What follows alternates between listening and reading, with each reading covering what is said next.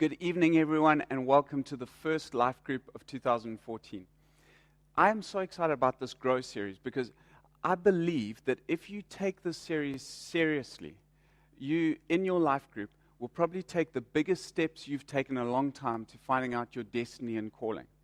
And so what we're doing for the next 9 weeks, the 9 weeks that we're asking you to participate in, is we're going to be throwing as much energy into life groups and resourcing your life group leader as we are into our Sunday sermons.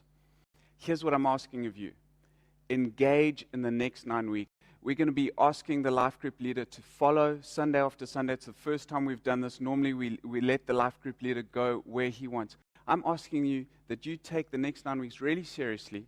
You engage in the process, and then give us feedback at the end of the next 9 weeks, and we'll work out how to do it better each term. Now, the purpose of tonight is for your life group to decide to be better together as a group this term. What we mean by that is after 6 years of doing church together, we know that those who grow closer to God are the ones who are in healthy, dynamic, spiritual family. We've all been in bad groups. You've been in the group where it's like the Oprah show and someone comes and they whinge and whine the whole night and everybody else tries to fix the unfixable problem. And you've been in that group where the one guy just talks too much, and the group where instead of coming and learning about God, people just want to hang out. You've been to that group where you pitch up and there are only 2 other people. The guy who puts those cheesy pictures and quotes on WhatsApp every 2 minutes and your phone goes bing, bing, bing. We've all been in bad life groups. But if you've been in a good life group, you know that it is absolutely life transforming.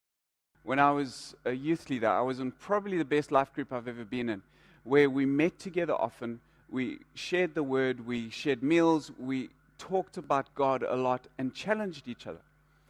And that group probably helped me grow more in that season than I've ever grown in my life before in God. The life-giving nature of the relationships, the way the guys would care for each other, challenge each other, consistently encourage each other, it was biblical community. Those friendships that I made in that life group, though we're now in different seasons and we're serving in different places because the message always has to grow, those friendships are still rich and full whenever I see those guys. I'm praying that your group will be like that. But in order for that to happen, you're going to have to come to the party. So here's what we're asking of you. I'm going to read from 1 Thessalonians 5. It says this: Dear brothers and sisters, honor those who are your leaders in the Lord's work. They work hard among you and give you spiritual guidance. Show them great respect and wholehearted love because of their work, and live peacefully with each other.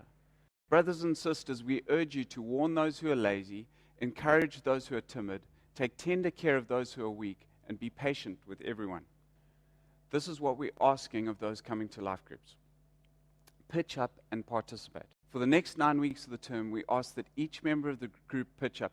This means you come to the events that the group has scheduled, whether those are life group nights or community nights or the one outreach night that we're asking everyone to do, one of the We Are Durban events. The second part is that you participate. Scripture is clear when it says great respect and wholehearted love. The hardest thing for a life group leader to deal with is people who pitch up and don't participate. People who just quiet the whole way through the group, don't add anything. Even shy people can add massive input just by engaging and giving a one-liner, throwaway line that just tells the group that they're there.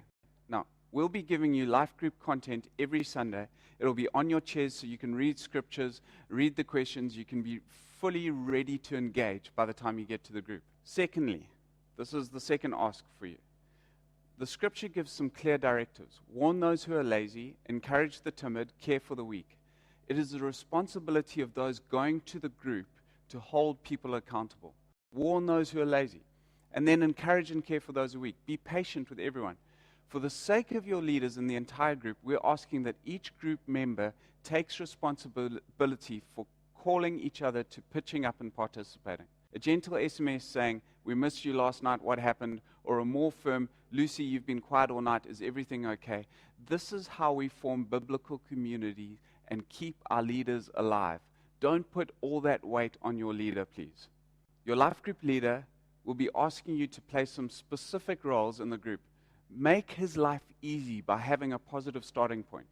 Really seek out the role God has called you to play in the life group. Now, on Sunday, your pastor talked about a new normal, how we do life better together in our groups. To kind of kick you into the mood, I want to ask you this one question, is talk about the best experience you've ever had of community, whether in church community or outside of church community. Just share your experience and get the group ready to engage with Romans 12.